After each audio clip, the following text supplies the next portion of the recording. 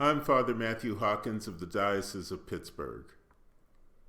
Psalm 95 so inspired the early church that the author of the book of Hebrews quoted it because he could hear the voice of the Holy Spirit within the psalm.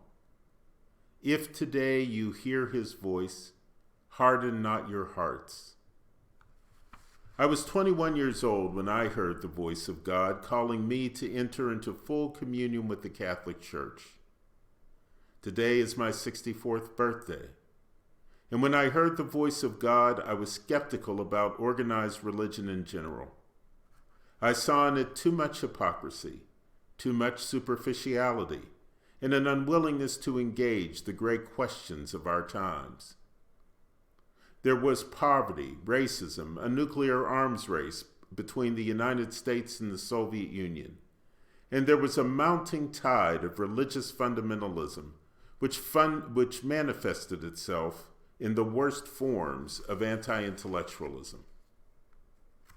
When out of sheer curiosity I visited a small Catholic church in a small town in Pennsylvania, I felt the presence of God in my restless heart and was finally at peace. This is not to say that I never had conflicts or contradictions or tension or restlessness after that day. Rather, it is to say that at least from that day forward, I knew the general direction that I must go and the path that I must take if I wanted to experience the fullness of life. If today you hear his voice, harden not your hearts. St. Augustine, like the psalmist many centuries before him, told us that if we do not know God, we will always be restless.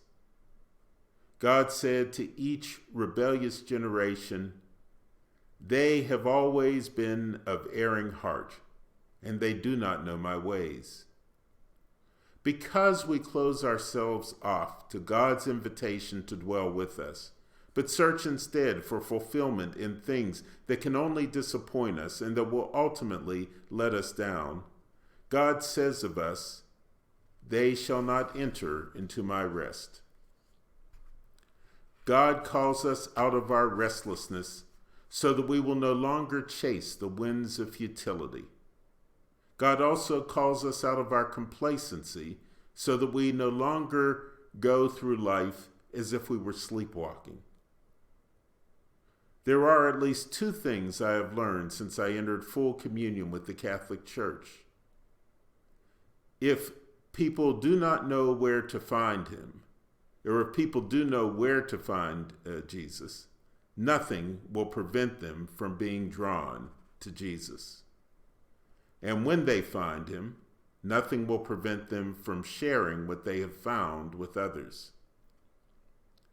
When the leper in today's gospel encounters Jesus, he knows instinctively that Jesus can heal him and make him whole. He knows that only Jesus can restore his full humanity. And this is why he kneels in front of Jesus and begs him, "If you wish, you can make me clean." When Jesus heals the man and tells him to show himself to the priest and make an offering of the ritual sacrifice in the temple, but under no conditions is he to tell anyone about the healing, the newly restored man, in his excitement, does exactly the opposite of what Jesus tells him to do. He does what almost any of us would do.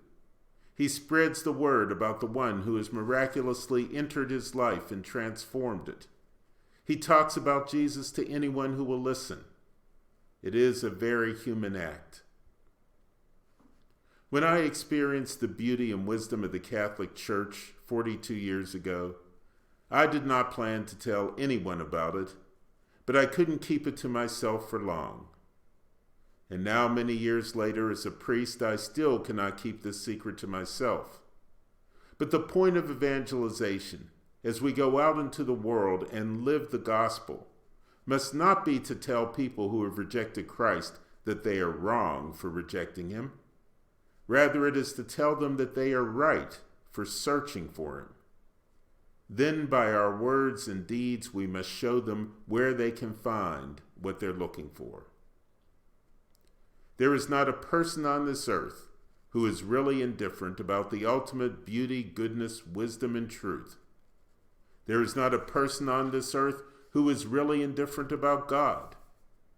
The problem is that it is easy to get lost in our search for God and to settle for lesser things.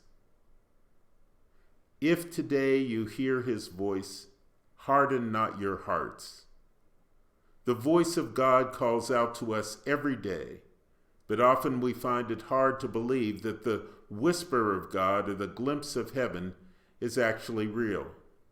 And therefore we go on wandering across the earth like restless souls for all eternity.